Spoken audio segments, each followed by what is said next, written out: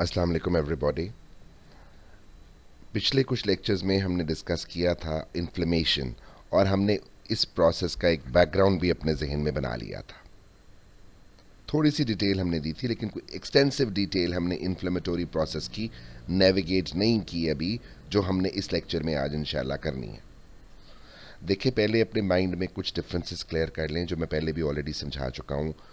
Infestation, infection, inflammation, अब ये तीनों डिफरेंट भी हैं और बहुत सी जगहों पे जुड़ते भी हैं, कॉन्सिक्वेंशियल भी हैं, यानी एक के होने से दूसरा भी होता है।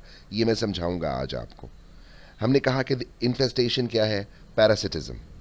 Parasite can be an ectoparasite और एन एंडोपैरासाइट।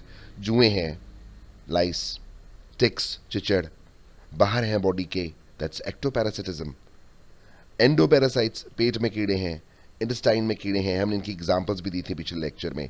ये पैरासिटिज्म जो है, तब अगर ये आपके अंदर है, किसी इंसान में है, तो हम कहेंगे ये पैरासिटिक इन्फेस्टेशन है।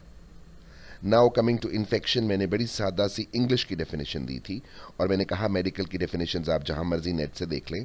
सिंपल टर्म्स में multiplication of micro organisms is called infection. multiplication of microorganisms such as bacteria, viruses and protozoa, बस वो तीन इसमें डाल दें। अब बैक्टीरिया आए, वायरस आए, प्रोटोजोआ आए, और वो मल्टीप्लाई करे आपकी बॉडी में, तो आपको क्या हो रहा है? Infection. Inflammation is something different. हाँ, इन्फेक्शन से या इन्फेस्टेशन से इन्फ्लेमेशन स्टार्ट होती है। ये भी मैंने एक्सप्लेन किया था कि इन्फ्लेमेशन एक वर्ड इन्फ्लेम से निकला, जो अक्सर पेट्रोल के और तेल के जो टैंकर जा रहे होते हैं रोडों पे, उस पर देखें तो उसमें एक फायर का निशान बना होता है और लिखा होता है inflammable. It means it can easily catch fire. वहां से ये वर्ड निकाला गया, इन्फ्लेमेशन, आग लगी होती है उस जगह के ऊपर। तो ये इन्फ्लेमेशन हमने डिस्कस करनी है। हमने कुछ बैकग्राउंड पहले बनाया हुआ है कि एक इन्फेक्शन के रिस्पॉन्स में कोई चीज़ देखें आपकी बॉडी में घुसने की कोशिश करती है, तो बॉडी ने अपना होम्योस्टेसिस मेंटेन करने के लिए इम्यूनिटी प्रोवाइड करने की कोशिश करनी ही करनी है। तो हम जब इम्यूनिटी की टाइप्स को देख लेंगे तो हमें समझ आ जाएगी कि हम इन्फ्लेमेशन को कहाँ रखेंगे और इसकी क्या डेफिनेशन निकलेगी। तो हम पहले इम्यूनिटी को डिस्कस करेंगे थोड़ा सा। इस फ्लो चार्ट में मैंने एक्सप्लेन करने की कोशिश की है कि इम्यूनिटी आपकी बॉडी की, उसकी टाइप्स क्या क्या हैं। ये जानना हर मेडिकल स्टूडेंट के लिए बड़ा इंपॉर्टेंट है, थियोरेटिकल एस्पेक्ट से भी और क्लिनिकल एस्पेक्ट से भी। देखिए, हम इम्यूनिटी को क्या कहते हैं? सिंपली बॉडी की एबिलिटी है टू रेजिस्ट और eliminate the harmful foreign material.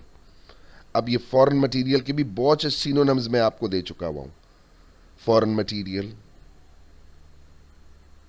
Pathogen, allergen, antigen, bacteria, virus, या कोई इंजरी, कोई चीज़ जो भी आपकी बॉडी को बॉदर कर रही है, हैम्पर कर रही है, उसके अगेंस्ट हमने सेव होना है। बॉडी जो वो सेव चलाए, वो जो सेव करने का प्रोसेस चलाए, दैट इज इम्यूनिटी। अब ये भी आप एफएससी से पढ़ चुके हैं। देखें, दो दो तीन तीन नाम हैं हर इम्यूनिटी के, क्लियर होने चाहिए। इनेट इम्यूनिटी, इनेट का मतलब है फेमिलियल, फेमिलियल का मतलब है जेनेरिक, जेनेरिक का मतलब है नॉन स्पेसिफिक इम्यूनिटी। और दूसरी तरफ होती है एक्वायर्ड इम्यूनिटी, जो आप दुनिया में आकर हासिल करते हो। अब जो अल्लाह ने दे के आपको ऑलरेडी भेजी हैं, that is non specific, इनेट, familial, generic, general immunity है, वो स्पेसिफिक नहीं होती। मैं मिसाल देता हूं, आपको बात समझ आ जाएगी। स्किन, मैंने पहले भी बड़ी दफ़ा ये मिसाल दी है। ऐसा नहीं है कि स्किन कहे जी कि मैं एड्स के वायरस को तो अंदर नहीं जाने देती क्योंकि ये ज़्यादा हार्मफुल है, मैं फ्लू वाले को जा लेने देती हूँ। No, it's non specific. ना ये एड्स वाले को जाने देगी, ना किसी और को जाने देगी, उसको नहीं पता जो भी है। इसे कहते हैं non specific, general, familial, genetic, innate immunity, inborn immunity, एक ही चीज़ है। अब मैं आपको इसकी एग्जांपल्स देता हूं, आपको बात समझ आ जाएगी। आपके अंदर इनेट इम्यूनिटी अल्लाह ने दे के भेजी है, कौन सी है? फॉर एग्जांपल, आपकी बॉडी की म्यूकस मेम्ब्रेन्स, आपकी बॉडी की serous membranes, anatomy and physiology के लेक्चर्स में हमने पढ़ा था, डिफरेंट मेम्ब्रेन्स बॉडी के अंदर दी हैं। आप बाइक पे जा रहे हैं, आपकी आंख में कोई चीज़ जाने की कोशिश करती है, आईलिड्स बंद हो जाते हैं फौरन। आपकी बॉडी के एनाटॉमिकल बैरियर्स, यानी स्किन, म्यूकस मेम्ब्रेन्स वगैरह, उन्हीं की बात कर रहा हूं। अच्छा, नाक में कोई चीज़ जाने की कोशिश करती है, नाक के बाल, ये आपका बैरियर है, रुका हुआ है उसने, एक्वायर्ड, सॉरी, इनेट इम्यूनिटी है आपकी। अच्छा, फिर ब्लड के अंदर आपके फेगोसिटिक सेल्स पड़े हुए हैं। ये भी कोई यहां आके तो नहीं बने, बाहर बने बनाए लेकर मां के पेट से हम आए, इनबॉर्न है। न्यूट्रोफिल्स हो गए, ईओसिनोफिल्स हो गए, बेसोफिल्स हो गए। इसका मतलब है वाइट ब्लड सेल्स जो इम्यूनिटी देते हैं वो यही नॉन स्पेसिफिक है, इनेट है। लेकिन वो वाइट ब्लड सेल्स चूंकि 5 थे, उनमें से लिम्फोसाइट्स को लैदा कर लें, वो होते हैं ना टी लिम्फोसाइट और बी लिम्फोसाइट, तो वो स्पेसिफिक इम्यूनिटी देते हैं। बाकी 4 तो ये नॉन स्पेसिफिक इनेट इम्यूनिटी दे रहे होते हैं। अच्छा, इसी तरह आपकी बॉडी के अंदर कुछ inborn anti viral, anti bacterial enzymes हैं, वो आपकी इनेट इम्यूनिटी है। ब्लड की प्रोटीन्स हैं, ऑलरेडी आपके अंदर मौजूद हैं, प्रिपेयर्ड हैं वो पहले से ही, ये सब इनेट इम्यूनिटी है। इसको नॉन स्पेसिफिक बोलते हैं। इसके ऑपोजिट में चलूं, स्पेसिफिक इम्यूनिटी, फैमिलियल का यानी इनेट का, इनबॉर्न का उलट कर लूं, एक्वायर्ड इम्यूनिटी। अब एक्वायर्ड इम्यूनिटी 2 तरह की होती है, एक्टिव इम्यूनिटी, पैसिव इम्यूनिटी। ये भी आपने एफएससी में पढ़ी है। एक्टिव इम्यूनिटी तब शुरू होती है आपकी बॉडी में जब कोई चीज नेचुरली या आर्टिफिशियली आपके अंदर जाएगी और आपकी बॉडी खुद एक इम्यून रिस्पॉन्स चलाए उसके जवाब में, उस चीज के जवाब में जो डर्टी चीज आपके अंदर चली गई है, जिनके मैं बहुत सारे नाम रखता होता हूं, foreign body, antigen, allergen, pathogen, etcetera etcetera. तो वो अंदर चली गई है, अब खुद डाली है आपने या अल्लाह की तरफ से अंदर घुस गई है, ये नहीं कि नेचुरली या आर्टिफिशियली, बस तब जो बॉडी इम्यून रिस्पॉन्स चलाएगी, that will be active immunity. Passive immunity, ये भी एक्वायर्ड इम्यूनिटी की एक टाइप है, स्पेसिफिक होती है। पैसिव इम्यूनिटी, अगर आप में कोई चीज गई है, चाहे वो नेचुरली और आर्टिफिशियली, लेकिन आपकी बॉडी ने कोई चीज नहीं चलाई, आपने बाहर से तैयार शुदा इम्यून चीजें अपने बॉडी के अंदर ले ली हैं। मैं इसको और रिफाइन करता हूं, आपने तैयार शुदा प्रिपेयर्ड एंटीबॉडीज अपने अंदर लगवा ली हैं या ले ली हैं, that is called passive immunity. आपकी बॉडी को कोई काम नहीं करना पड़ा। मैं एग्जांपल देता हूं, मां के दूध से बच्चे को जाने वाला colostrum, first milk, prepared antibodies होते हैं उसके अंदर। बच्चा अभी नया नया बाहर आया, उसका इम्यून सिस्टम इतना डेवलप्ड नहीं है कि वो एंटीबॉडीज बना सके तेज तेज, तो वो मां के दूध से प्रिपेयर्ड है। Now this is another picture just to clarify the classification of types of immunity. हमने कहा एक्वायर्ड है, आपकी जिंदगी में बाहर से कोई चीज आएगी, आपकी बॉडी खुद चला रही है, खुद हासिल कर रही है, एक्वायर्ड। उसमें एक्टिव भी हो गई, पैसिव भी हो गई। अब एक्टिव इम्यूनिटी, आपकी बॉडी खुद रिस्पॉन्स चलाए, एक्टिव। आपकी बॉडी खुद ना चलाए, तैयार एंटीबॉडीज ले ले, पैसिव। और राइट साइड पे उसने इननेट दिखाई हुई है, इनबॉर्न, कि आपके ऑर्गन्स, आपके टिश्यूज, आपके सेल्स, इम्यून सिस्टम के सारे जिनके साथ आप पैदा हुए हैं, आपकी स्किन, आपके म्यूकस मेम्ब्रेन्स, ये एक डिफरेंट चार्ट है दिखाने का कि इम्यूनिटी की क्या टाइप्स हैं।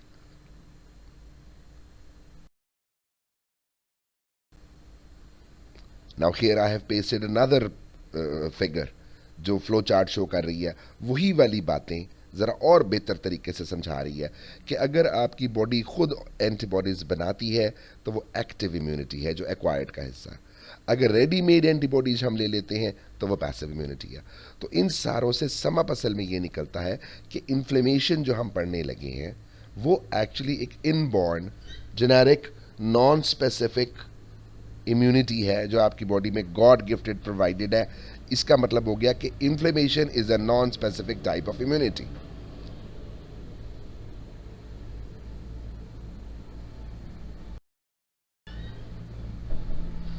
अच्छा, अब हम देखते हैं इन्फ्लेमेशन।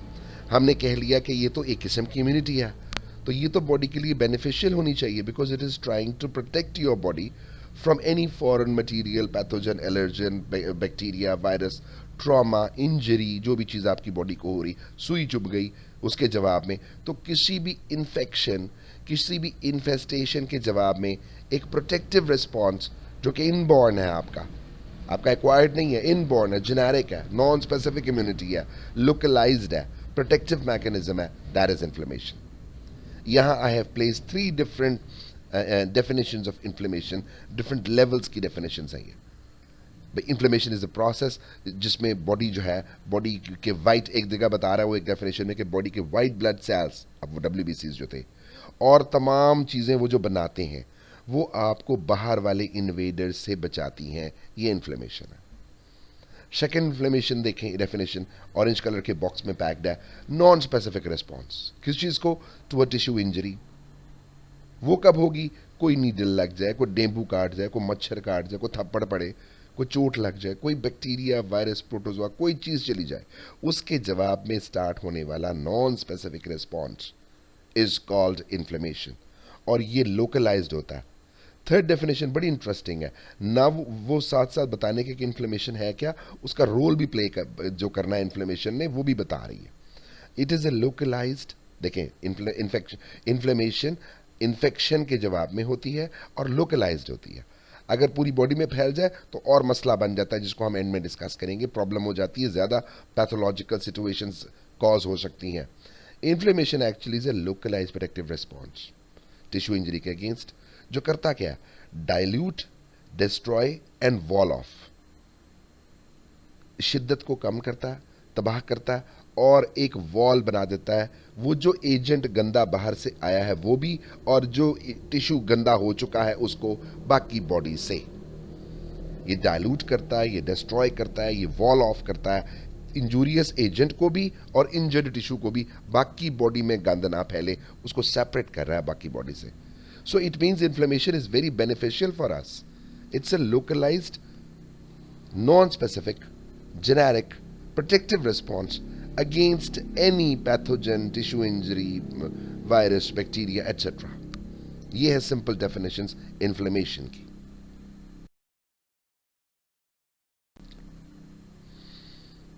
ये इन्फ्लेमेशन इतनी बेनिफिशियल है, इसके पर्पसेस बड़े इंटरेस्टिंग है। ये करती क्या है उस जगह पे? सपोजिटली किसी जगह पे, मैं बड़ी सिंपल सी मिसाल देता होता हूँ, सुई लग गई या कांटा चुभ गया। अब इन्फ्लेमेशन ने वहां क्या करना है? उसने उस जगह को डिसइंफेक्ट करना है, यानी बैक्टीरिया और वायरस और प्रोटोजोआ, इन्फेक्शन याद रखें, उसकी पॉपुलेशन वहां नहीं बढ़ने देनी, सफाई करनी है। इंजर्ड टिश्यू को क्लीन करना है, साफ रखना है, इन्फेक्शन को मजीद आगे नहीं फैलने देना बॉडी में, और फिर ऐसा काम करना है, ऐसा प्रोसीजर फॉलो करना है इन्फ्लेमेशन ने कि अब डैमेज टिश्यू की हीलिंग शुरू हो जाए, तीसरा स्टेप। तो तीन पर्पसेस हैं, और एक पिक्चर में जो मुझे लिपिनकॉट, विलियम्स एंड विल्किंस की साइट से मिली, ये मैंने राइट साइड पे पिक्चर आपके लिए पेस्ट की हुई है, कि यहाँ वो चार इसके फंक्शंस बता रहा है। बातें वही हैं जो मैंने ऊपर 3 बुलेट्स में लिख दी हैं, कि इससे इन्फेक्शन को लोकलाइज करना है, इसने पैथोजेंस को कहीं और जाने नहीं देना, ये 2 बातें तो एक ही हैं, इसने पैथोजेंस को मारने की कोशिश करनी है, डिसइंफेक्शन करनी है, क्लीन करना है, और फिर आखिरकार उसको हीलिंग के लिए प्रिपेयर करना है। So inflammation is very good for our health. ये तो प्रोटेक्टिव रिस्पॉन्स है एक।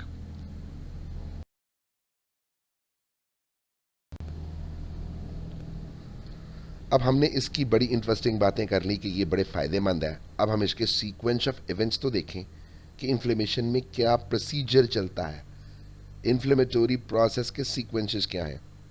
इन सीक्वेंसेस को समझने के लिए आपको वो मैंने 6-7 प्रॉपर्टीज पढ़ाई थी डब्ल्यूबीसीज की, मैं रिमाइंड करा देता हूँ।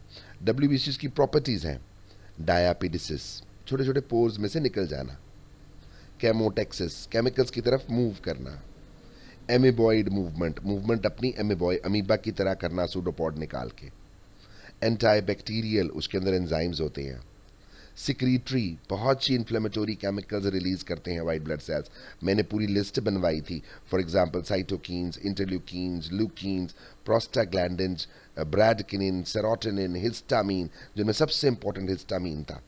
वो सारी प्रॉपर्टीज अगर आपको याद होंगी तो इन्फ्लेमेटोरी प्रोसेस का सीक्वेंस आपको याद करना आसान हो जाएगा। ये जो राइट में पिक्चर मैंने लगाई हुई है, it's from your textbook, Lauralee Sherwood की टेक्स्ट बुक में से मैंने कॉपी पेस्ट किया। ये बड़ी अच्छी सादा सी पिक्चर है जो इवेंट्स को क्लैरिफाई कर रही है, क्या इवेंट्स होते हैं इन्फ्लेमेशन में। देखिए, और लेफ्ट पे मैंने आपके लिए बॉक्सेस में वो पूरी तरतीब से बना दी है क्या क्या होता है। देखिए, ऊपर से कोई नीडल एंटर हुई स्किन में सपोजिटली, सबसे पहले जो डिफेंस देने के लिए मौजूद है टिश्यू मैक्रोफेजेस। अब ये भी मैं पढ़ा चुका हूं, ये वो है जो रेटिकुलो एंडोथीलियल सिस्टम है, ये वो है जो मोनोसाइट मैक्रोफेज सिस्टम है, ये वो है जिसके टिश्यू, उसके पहरेदार मैंने कहा था हार्ट टिश्यू में बैठे हैं। सपोजिटली ये स्किन थी तो मेरा जवाब होना चाहिए सेल का हिस्टियोसाइट। तो जैसे ही कोई चीज लगी, सबसे पहले वहां पे डिफेंस देंगे रेजिडेंट टिश्यू मैक्रोफेजेस, जो भी हैं वो उसको बचाने की कोशिश करेंगे, वो वहीं पर उसको रोक लेंगे, वो आगे चीजों को नहीं जाने देंगे, वो उस चीज को वहीं मारने की कोशिश करेंगे।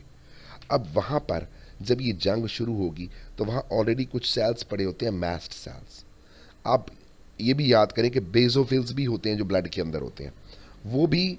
और यहाँ पर पाए जाने वाले ऑलरेडी जो टिश्यू मैक्रोफेजेस थे जो जंग लड़ रहे हैं अभी आने वाली चीज़ के साथ, वो बहुत सारे इन्फ्लेमेटोरी मीडिएटर्स रिलीज करते हैं, वही केमिकल्स जिनके मैंने नाम लिए। वो टिश्यू मैक्रोफेज, फिर सुन लें, टिश्यू मैक्रोफेज जो डिफेंस दे रहा है, first defence, line of defence, वो भी रिलीज करता है। और बहुत सारे वाइट ब्लड सेल्स और मैक्रोफेजेस जो यहाँ पड़े हैं वो भी रिलीज करते हैं बहुत से केमिकल्स, जिनमें से सबसे इंपॉर्टेंट एक है हिस्टामीन। अब histamine is the most powerful vasodilator of the body. फिर रिपीट कर रहा हूं, histamine is the most powerful vasodilator of the body. Body का सबसे पावरफुल वेजोडाइलेटर है। Vasodilation, vasoconstriction, vaso means vessel, vasodilate vessels को dilate करता है।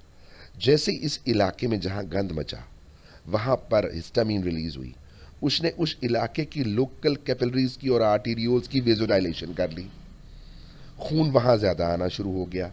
जब वेजोडाइलेशन की तो कैपिलरीज भी खुली, उनकी जब वो खुली तो वो इलास्टिक होती हैं और वो सेल्स से मिलके बनी होती हैं, एंडोथीलियल सेल से, उनके बीच में पोर्स होते हैं, वो सुराख खुल गए। इलास्टिक को आप खींचेंगे तो सुराख खुल जाएंगे ना। जब सुराख खुले तो वो WBCs जो ब्लड के अंदर फिर रहे थे वो डायापीडिसिस करा करा के, इस पिक्चर में एक लेफ्ट साइड से एक वाइट ब्लड सेल निकल भी रहा है, डायबिटीज करके निकल रहा है, देखिए पोर में से निकल रहा है, छोटे से सुराख में से पिचक के फिर बाहर निकल के बड़ा हो रहा है। डायबिटीसिस करेंगे, ऊज आउट करेंगे, निकलेंगे, प्लाज्मा भी निकलेगा, प्लाज्मा प्रोटीन्स भी निकलेंगी, उस टिश्यू के पास आ गई जहां पे डैमेज हो रहा है। मैंने कहा था SOS call, save our souls, महावरतन कहते हैं इंग्लिश का एक फ्रेज है कि जो टिश्यू डैमेज होगा वो डैमेज होने वाला टिश्यू, वहां पाए जाने वाले टिश्यू मैक्रोफेजेस, वहां पाए जाने वाले और वाइट ब्लड सेल्स ऑलरेडी जो मौजूद है, बहुत सारी चीज़ें रिलीज करेंगे जो मजीद चीज़ों को बुलाएंगी अपने हेल्प करने के लिए। और वो मजीद चीज़ें क्या हैं? ब्लड की वेसल्स में पाए जाने वाले वाइट ब्लड सेल्स। अब वो आ गए, डायबिटिस करेंगे, एमिपॉइड मूवमेंट और केमोटेक्सिस के थ्रू, देखें प्रॉपर्टीज साथ रला लें सारी, मूव करेंगे और जाएंगे उसी टिश्यू की तरफ जहां डैमेज हो रहा है। अब यहां पर एक गंद मच गया, प्लाज्मा भी थोड़ा सा बाहर निकल आया, उसमें प्लाज्मा प्रोटीन्स भी निकली। और प्लाज्मा प्रोटीन्स में, you know it very well, सबसे इंपॉर्टेंट प्लाज्मा प्रोटीन होती है क्लॉटिंग प्रोटीन, फिब्रिनोजन, वो भी निकली। वहां उस जगह के ऊपर लोकलाइज्ड एडीमा हो गया, accumulation of water in the potential cavities and spaces of the body is called edema. Here you go. वही चीज है, थोड़ी डिफरेंट पिक्चर के थ्रू दिखाई है। इस पिक्चर, पिछली पिक्चर में शेरवुड ने मिसाल दी थी खातून ने कि नीडल घुसी है, Sherwood is a female author. इसमें मिसाल दी गई है कि जी माइक्रोब घुस गया अंदर, बैक्टीरिया या वायरस, बात एक ही है। जैसे ही वो टिश्यू में घुसा, मैं फिर रिपीट कर रहा हूं सीक्वेंसेस सारे, आई एम सॉरी, सबसे पहले टिश्यू में पाए जाने वाले टिश्यू मैक्रोफेजेस ने अपना काम शुरू किया, वहां डिफेंस दिया और कुछ मीडिएटर्स निकाले, इन्फ्लेमेटोरी मीडिएटर्स, जिनमें हिस्टामीन एक था। उनके निकलने की वजह से हिस्टामीन भी शामिल था, ब्लड वेसल्स डायलेट हुई, पोर्स खुल गए, वाइट ब्लड सेल्स भी बाहर निकले, प्लाज्मा भी बाहर निकला, प्रोटीन्स भी बाहर निकली, वॉलिंग ऑफ हो गई और वहाँ एक गंद मचा हुआ है और वहाँ एक जंग छिड़ी हुई है, लेकिन इन्फ्लेमेशन ने अपना प्रोसेस अदा कर दिया। It is disinfecting the area, it is cleaning the area, it is not letting the dirty material to get into the rest of your body, and number 4, it is preparing the damaged tissue for healing। वो जो 4 purposes मैंने बताए थे वो इन सारे कामों में पूरा हो रहे हैं, लेकिन गंद जरूर मच गया। और इन्हीं की वजह से तो बड़े इंटरेस्टिंग कार्डिनल साइंस, कार्डिनल का मतलब होता है very vital, important, cardinal main science show होते हैं इन्फ्लेमेशन के, जो आगे वाली स्लाइड्स में हम डिस्कस करेंगे। So this is the sequence of events जिसमें इन्फ्लेमेटोरी मीडिएटर्स बड़े इंपॉर्टेंट हैं, खासतौर पे हिस्टामीन, प्रोस्टाग्लैंडिन। प्रोस्टाग्लैंडिन तो बड़ा इंपॉर्टेंट है, इसको भी जेन में रख लें क्योंकि मैंने प्रोस्टाग्लैंडिन के ऊपर आगे 1-2 स्पेसिफिक लेक्चर्स अलहदा देने हैं। Prostaglandins, bradykinin, serotonin, interleukins, ल्यूकिन्स, cytokines, सारों को रट्टा लगा के रखें, ये आपके इन्फ्लेमेटोरी मीडिएटर्स हैं।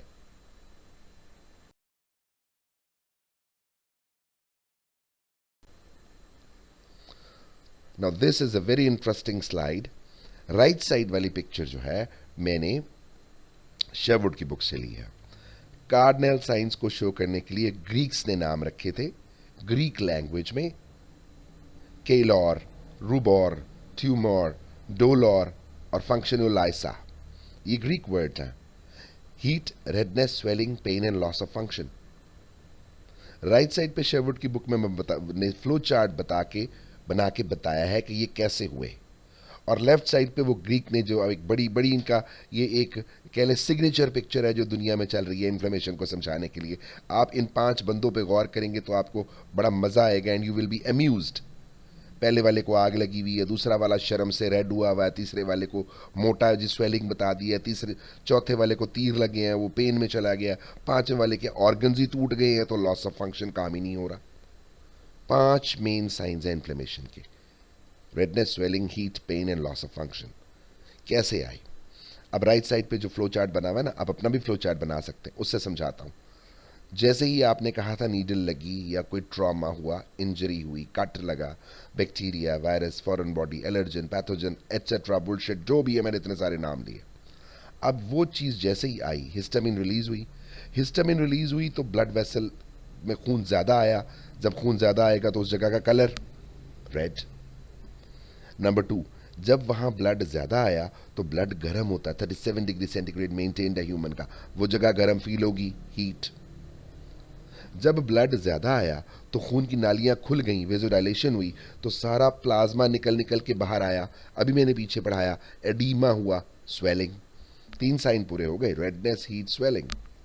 नंबर 4, जब वो फ्लूइड सारा बाहर आया और बाहर अब एक गंद मचा हुआ है, वाइट ब्लड सेल्स भी हैं, टिश्यू मैक्रोफेजेस भी हैं, आया हुआ फॉरेन मटेरियल भी है, लड़ाई हो रही है उस फॉरेन मटेरियल के साथ, एक जंग छिड़ी हुई है, तो उस जगह पे चूंकि स्वेलिंग हो चुकी है तो वहां नर्व एंडिंग्स होती हैं। बॉडी के हर जगह पे नर्व एंडिंग्स हैं। Only 2 parts of the body are those जहां पे नर्व्स नहीं जाती, बालों की टिप्स और नाखूनों की टिप्स, वरना हर जगह नर्व एंडिंग्स हैं, तो कहीं भी ज़रा सी चोट लगेगी तो पेन तो होगी। तो जब इतनी स्वेलिंग हो गई तो वो नर्व्स दबेंगी तो वो पेन होगी। मैं इस इन्फ्लेमेशन के कार्डिनल साइंस को बड़ी बड़ी आसानी के लिए बड़ी आसान एग्जाम्पल में समझाता होता हूँ। डेंगू का काटना, मच्छर का काटना, अब बच्चे कहते जी हमें तो किसी ने काटा ही नहीं, तो फिर थप्पड़ का पड़ना, जो कुछ उस टाइम होगा ना, हीट, रेडनेस, स्वेलिंग, पेन। अब ये लॉस ऑफ फंक्शन देख लें, जहां पे एक दफा जनाटेदार मुंह पे थप्पड़ पड़े ना, दूसरी दफा मार लो इतनी दर्द नहीं होती, वो सुन्न हो जाता। Loss of function for the time being, वो चूंकि ब्लड का फ्लो हैम्पर हो चुका होता है तो थोड़ी देर के लिए नर्व्स का प्रॉब्लम आता है, वो सही मैसेज कन्वे कर नहीं पाती, चंद सेकंड्स के लिए, नैनो सेकंड्स के लिए उस जगह पे लॉस ऑफ फंक्शन हो जाता है, वो एरिया काम नहीं कर सकता। So these are the main, पहले 4 होते थे, रडॉल्फ वर्चो ने अभी कुछ अरसे पहले, कहते हैं कुछ 100 ईयर्स अगो, ये उसने 5वां ऐड कर दिया था, लॉस ऑफ फंक्शन, वरना पहले 4 कंसिडर किए जाते थे, रेडनेस, हीट, स्वेलिंग और पेन। और ये कॉन्सिक्वेंशियल है। कॉन्सिक्वेंशियल का मतलब ये कि वो इन्फ्लेमेशन में जो इन्फ्लेमेटोरी प्रोसेस हुआ है उसकी वजह से ये 4 साइंस आते हैं, 4-5, ये नॉर्मल है।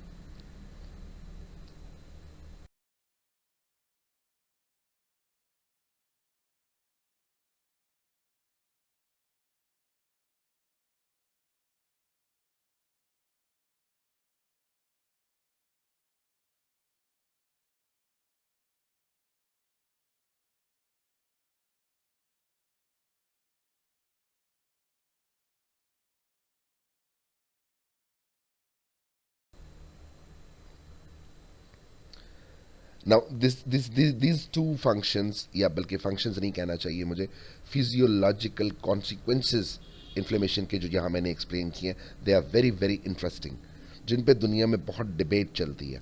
इन्फ्लेमेशन क्योंकि बड़ी ख़तरनाक चीज़ है, ज़रूरत से ज़्यादा हो जाए तो ये बीमारी बन जाती है, कंट्रोल में रहे तो ये प्रोटेक्टिव है। असल में ये आपकी बॉडी का non specific localised protective response ही है, लेकिन ज़रूरत से ज़्यादा हो जाए तो फिर आप बीमार होते हैं और गोलियां खाते हैं, एंटी इन्फ्लेमेटोरी ड्रग्स, जिनका जिक्र हम आगे करेंगे इंशाल्लाह। अब जब इन्फ्लेमेशन होगी ना, तो आपने कहा कि बहुत सारी चीज़ें रिलीज होती थी, इन्फ्लेमेटोरी मीडिएटर्स, उनमें से एक का नाम मैंने आपको लिखवाया था, ल्यूकोसिटिक पायरोजेंस। अब यहाँ पे आज हम एक नई मेडिकल की टर्म क्लियर कर लें, pyrogen. Fever causing agent is called a pyrogen. I repeat again, fever causing agent is called a pyrogen.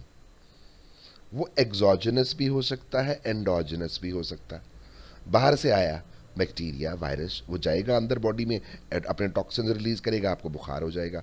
इसे कहते हैं एक्सोजेनस पायरोजन। एंडोजेनस पायरोजन ये वो है जो कि उसका मैंने नाम लिखवाया था, वो जी इन्फ्लेमेटोरी केमिकल मीडिएटर है एक, जिसका नाम है लुकोसिटिक पायरोजन। नाम से पता चल रहा है कौन रिलीज कर रहा है, लुकोसाइट्स। अब नोट करें, जब भी कोई इन्फेक्शन होती है, मैं सोच समझ के वर्ड्स बोलता हूं, मेडिकल की साइंसेस को अनक्लियर नहीं रखता, क्लियर होनी चाहिए, जस्टिफाइड होनी चाहिए। अब जाके अब शेवुड की बुक से ये 4-5 पैराग्राफ में दिए हुए हैं सारी कॉन्सिक्वेंसेस, क्या क्या हो रहे होते हैं इन्फ्लेमेशन के, स्टेप्स भी और कॉन्सिक्वेंसेस भी, तो आपको मजा आएगा समझने का। देखिए, जब वहां इन्फेक्शन होती है, कोई कोई फॉरेन बॉडी आती है, एक इन्फ्लेमेटोरी रिस्पॉन्स चलता है, वाइट ब्लड सेल्स वहां आते हैं, वो लुकोसिटिक पायरोजन रिलीज करते हैं। यहां पर भी फ्लो चार्ट में राइट साइड पे दिया हुआ है, एक्सोजेनस पायरोजन आए जो कि लाइपोपोलिसेकेराइड हो सकता है, एलपीएस। चलें, छोड़ दें आप, बाहर से आए, उसने ल्यूकोसाइट्स रिलीज करवाए, उन्होंने एंडोजेनस पायरोजन निकाले, इंटरल्यूकिन 1, इंटरल्यूकिन 6, ये बहुत सारे हैं, ट्यूमर नेक्रोसिस फैक्टर, हम इनकी डिटेल में नहीं जाते, ये बहुत सारे एंडोजेनस पायरोजन थे। उन्होंने क्या किया जाकर, अच्छा प्रोस्टाग्लैंडिन बहुत बड़ा पायरोजन है, मैं बात भूल गया, prostaglandins are one of the biggest pyrogens of the body. जैसे मैंने हिस्टामीन का कहा, histamine is the most powerful vasodilator of the body, उससे ज्यादा पावरफुल है ही कोई नहीं। तो प्रोस्टाग्लैंडिन इज द बिगेस्ट बल्कि pyrogen of the body, fever producing agent है। तो खैर, ये एंडोजेनस पायरोजन्स, प्रोस्टाग्लैंडिन्स, इंटरल्यूकिन्स, इन्होंने हाइपोथैलेमस में गए। अब याद रख लें आप बेटा, हाइपोथैलेमस इज द पॉइंट जहां पर आपका थर्मो रेगुलेटरी क्या कहते हैं, थर्मोस्टैट पड़ा हुआ है। अब ये लफ्ज जो मैंने बोला है थर्मोस्टैट का, हर घर की कहानी है, फ्रिज का भी होता है, एसी का भी होता है, स्त्री का भी होता, और पता नहीं किन किन चीजों का होता। आपने एसी का थर्मोस्टैट रख दिया 27 पे, तो 27 के बाद वो खुद ट्रिप कर जाएगा, आपने सेट किया हुआ था। अल्लाह पाक ने हाइपोथैलेमस में हमारा थर्मोस्टैट 37 पे सेट किया हुआ है। अब ये गए पायरोजन्स, इन्होंने जाकर उसके थर्मोस्टैट को हिलाकर हाई कर दिया, 40 कर दिया, मैं मिसाल दे रहा हूं, 40 डिग्री सेंटीग्रेड। अब जब हाई किया तो हाइपोथैलेमस समझा कि बॉडी तो ठंडी हो रही है, उसने फीडबैक चलाया, बॉडी का टेम्परेचर हाई कर दिया, हालांकि गलत था ये। हाइपोथैलेमस को क्या पता, उसको तो बेचारे को आके नॉर्मल बॉडी के फीडबैक के बजाय प्रोस्टाग्लैंडिन्स ने और एंडोजेनस पायरोजन्स ने आके छेड़ा। ये फैक्ट, ये बड़ा इंपॉर्टेंट है। इसी सीक्वेंस की वजह से, इस फ्लो चार्ट की वजह से जो कॉन्सिक्वेंस आता है वो फीवर होता है, जिसको फीवर को डॉक्टर्स जो हैं पूरी जुबान में फीवर ऑफ इन्फेक्शन कहते हैं। तो एंडोजेनस पायरोजन्स ने जाकर हाइपोथैलेमस को छेड़ा, हाइपोथैलेमस समझा बॉडी ठंडी हो रही है, उसको लगा नॉर्मल टेम्परेचर ही 40 कहीं होगा ज्यादा, उसने उसको बढ़ा दिया, आपको फीवर हो गया, हालांकि वो गलत किया। तो इन्फ्लेमेशन के कॉन्सिक्वेंस सबसे पहला जो आता है, इसीलिए आपके कहीं पस पड़ जाए ना, अल्लाह ना करे, इन्फेक्शन हो रही हो, दर्द हो, कहती दर्द की वजह से बुखार हो गया, अजी पस पड़ी हुई है, पीप पड़ी हुई है, इस वजह से बुखार हो गया। असल में बुखार इसलिए होता है कि उस जगह पे इन्फ्लेमेशन चल रही है मुसलसल, वो कंट्रोल में नहीं आ रही, और इन्फ्लेमेशन कंट्रोल नहीं कर पा रही आने वाले गंदी चीज के साथ लड़ने में, तो देर हो रही है। तो वो जो, अब बात करते हैं क्लिनिकल इम्प्लीकेशंस की, और मैं बार बार ये बात अपने लेक्चर्स में करता हूं कि फिजियोलॉजी को पढ़ाने का आइडियल तरीका ये है कि एंड पे हम थोड़ी सी उसकी एबनॉर्मेलिटीज पढ़ाते हैं। अब देखें, एक स्टिमुलस आया, ट्रॉमा बार बार बोल रहा हूं वर्ड, पता नहीं कुछ बच्चों को पता भी है कि नहीं, चोट लगना, इंजरी या इन्फेक्शन, कोई चीज़ आपकी डर्टी चीज़ घुसी। अब लेफ्ट लूप को पहले ले लें, अगर तो वो एक हेल्दी इन्फ्लेमेशन है, नॉर्मल, बल्कि इससे भी पहले आप एक और बात समझ लें, inflammation can be acute and it can be chronic. Inflammation की हजारों तरह की टाइप्स हैं, मेडिकल की जिस तरह मोटी मोटी बुक्स होती है ना, उस तरह जिस तरह ये शेवुड की बुक है 1000 सफ़ों वाली, इससे भी मोटी मोटी बुक्स खाली इन्फ्लेमेशन पे लिखी गई हैं, पढ़ी हुई हैं, even I have many of them. बहुत टाइप्स भी हैं उसकी, लेकिन मेन 2 टाइप्स हैं, जो हर डिजीज़ की 2 टाइप्स होती हैं, ये एक्यूट एंड क्रॉनिक। हुई आपके लिए अच्छी थी, डेंगू का काटना, थोड़ी देर बाद ठीक हो गई, एक्यूट इन्फ्लेमेशन। चलती रही सारी ज़िंदगी और आप बीमार हैं और आपको उसके लिए अब दवाइयाँ लेनी पड़ रही हैं, एंटी इन्फ्लेमेटोरी लेनी पड़ रही हैं, वो भाई बीमारी है, क्रॉनिक है। तो लेफ्ट लूप जब आप यहां से निकालेंगे, ये हेल्दी इन्फ्लेमेशन है, एक्यूट क्विक। टिश्यू ने फौरन रिस्पॉन्स दिया, रिजॉल्व हो गया, ठीक हो गया, सेल और टिश्यू और आपकी बॉडी का होम्योस्टेसिस मेंटेन्ड, एक्यूट इन्फ्लेमेशन। लेकिन राइट साइड वाला फ्लो चार्ट लें, रेड कलर का, एक्सेसिव इन्फ्लेमेशन चल गई। इस बात का क्या मतलब है कि एक्सेसिव इन्फ्लेमेशन चल गई? इस बात का मकसद ये है कि टिश्यू के अंदर जो चीज़ डैमेज करने की कोशिश कर रही है वो कंट्रोल में नहीं आ रही है हमारी बॉडी के, या वो कंट्रोल में नहीं आ रही हमारी बॉडी के इम्यून सिस्टम के, या वो कंट्रोल में नहीं आ रही हमारी बॉडी के वाइट ब्लड सेल्स की। बात तो एक ही है। तो वहां पे जंग चली जा रही है, चली जा रही है, वर्ल्ड वॉर की तरह मुक नहीं रही। उसे कहते हैं एक्सेसिव इन्फ्लेमेशन या क्रॉनिक इन्फ्लेमेशन। बहुत आग लगी हुई है उस जगह पे, रिजॉल्व नहीं हो रहा इशू, तो ये एक इन्फ्लेमेटोरी डिजीज की तरफ आप जा रहे हैं। बेतहाशा दुनिया में क्रॉनिक इन्फ्लेमेटोरी डिजीजेज है, इतनी हजारों की तादाद में, आप लिस्ट ही कंप्लीट नहीं कर सकते। अभी आगे वाली स्लाइड्स में मैं कुछ नाम आपको बताऊंगा तो आपको आइडिया हो जाएगा कैसे ये इन्फ्लेमेशंस हर बॉडी और हर घर की कहानी है। ये जो पैथोलॉजिकल इन्फ्लेमेशंस है जो ज़रूरत से ज़्यादा चल जाती हैं, पैथोलॉजिकल तो मैंने समझाने के लिए कह दिया, हमें इन्हें क्रॉनिक कहना चाहिए, क्रॉनिक इन्फ्लेमेशंस।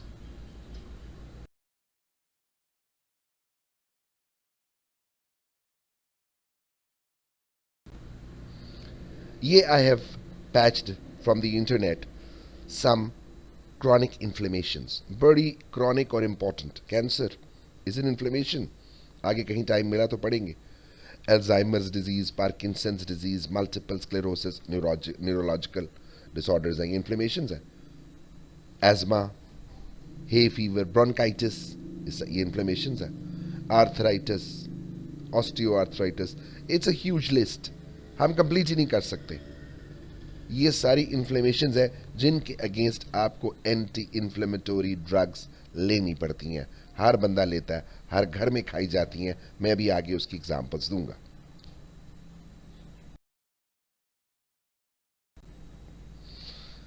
ले जी, ये मैंने कुछ को करा भी दिया है प्रॉपरली, फिर दोबारा से फिर भी कर लें। एक असाइनमेंट भी है छोटी सी, लफ्ज आइटिस याद रख लें। आइटिस ग्रीक वर्ड है विच मीन्स इन्फ्लेमेशन। आइटिस को एंड पे रखें, हर इन्फ्लेमेशन 99.9% वर्ड आइटिस पे एंड होती है। Itis is a Greek word which means inflammation. मैंने बहुत सारी इन्फ्लेमेशंस लिखी हैं, मैं चंद की बता देता हूं, बाकी आप खुद ढूंढ लेंगे डेफिनेशंस। कान में इन्फ्लेमेशन हो जाए, inflammation of the year, otitis. Inflammation of the liver, hepatitis. Inflammation of the stomach, gastritis. Inflammation of the intestines, enteritis. ये जो आजकल गला खराब बहुत हो जाता है, फेरेंजाइटिस। आवाज़ भी बंद हो जाए और गला भी खराब हो, लेरेंजियो फेरेंजाइटिस। सो मैंने बहुत सारी डिस्कस कर ली हैं और बहुत सारी आपके लिए क्वेश्चन मार्क लगा के छोड़ ली हैं। नेट पर से आप इनकी डेफिनेशंस देख सकते हैं। They are all inflammations.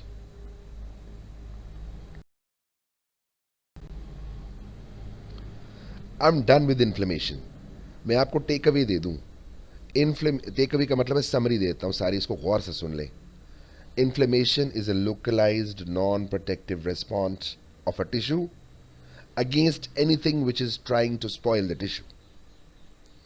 Inflammation में जब कोई चीज़ आती है तो वहाँ पर टिश्यू मैक्रोफेजेस पहला डिफेंस देते हैं। वो कुछ केमिकल मीडिएटर्स रिलीज करते हैं जिनकी वजह से ब्लड के वेसल्स की डायलेशन होती है और वाइट ब्लड सेल्स वहाँ आते हैं, प्लाज्मा आता है, प्रोटीन्स आती हैं, फिब्रोनेजिन आता है, गंध मचता है, redness, swelling, heat, pain and loss of function होता है। ये इन्फ्लेमेशन अगर नॉर्मल रहे तो हेल्दी है, एक्यूट है, फौरन ठीक हो जाती है। लंबी चलती रहे तो प्रॉब्लमेटिक है, क्रॉनिक है, इन्फ्लेमेटोरी कंडीशंस में चली जाती है, एबनॉर्मेलिटीज़ की तरफ चली जाती है, इन्फ्लेमेटोरी डिजीजेस कॉज करती है। इनको ठीक करने के लिए हम दो तरह की दवाइयाँ खाते हैं। यहाँ मैंने उन दवाइयों के पूरे नाम दिए हैं, दवाइयाँ नहीं है, उन मेडिसिन का ब्रॉड कैटेगरी का नाम रखा है, कैटेगरी है, क्लासिफिकेशन है। एक को कहते हैं SAID, सेड। एक को कहते हैं NSAID, डॉक्टर जिसको कहते हैं जी इसको सेड दे दो या इसको NSAID दे दो। NSAID non steroidal anti inflammatory drugs, NSAIDs steroidal anti inflammatory drugs. हर घर में ये पड़ी हैं, हर घर में ये हर टाइम यूटिलाइज हो रही हैं। स्टेरॉइडल एंटी इन्फ्लेमेटोरी 3-4 के नाम, and just non steroidal anti inflammatory ये तो हर घर में को 10-10 पड़ी होती हैं। अपने घरों में इर्द गिर्द देख लें, नेट से भी सर्च कर लें। आपकी असाइनमेंट है बेशक रिटर्न मत दें, नेक्स्ट लेक्चर में मुझसे डिस्कस कर लें। स्टेरॉइडल एंटी इन्फ्लेमेटरी कौन सी है, जिन्हें आप स्टेरॉइड्स कहते हैं। नॉन स्टेरॉइडल एंटी इन्फ्लेमेटरी कौन सी है। एक और इंटरेस्टिंग बात बता के बात खत्म करता हूं। ये जो non steroidal anti inflammatory drugs है ना, ये असल में एंटीपायरेटिक भी होती हैं। पायरेक्सिक का क्या मतलब, बुखार। ये एंटीपायरेटिक भी होती हैं, बुखार के अगेंस्ट भी काम करती हैं। ये एनर्जीसिक भी होती हैं। एक और मेडिकल की टर्म आ गई, ड्रग्स की क्लासिफिकेशन समझा रहा हूं। एनर्जीसिक का मतलब होता है पेन किलर। तो तमाम एंटी इन्फ्लेमेटरी ड्रग्स एनर्जीसिक भी होती हैं यानी पेन किलर, और एंटीपायरेटिक भी होती हैं यानी कि बुखार के अगेंस्ट भी होती हैं। अब घर में ढूंढ लें, बुखार के अगेंस्ट, दर्द के अगेंस्ट, इन दोनों इकट्ठा करें एंटी इन्फ्लेमेटरी ड्रग्स। मगर स्टेरॉइडल या नॉन स्टेरॉइडल, 5 नाम मुझे स्टेरॉइडल के दे दें, 5 नाम मुझे नॉन स्टेरॉइडल एंटी इन्फ्लेमेटरी के दे दें। इन्हें इंटरनेशनली एब्रीविएट किया जाता है सेड्स and NSAIDs. NSAIDs, non-steroidal anti-inflammatory drugs. So if you have any questions, you have any discussions, we will be taking them later on in our lecture. That will be all. Thank you very much.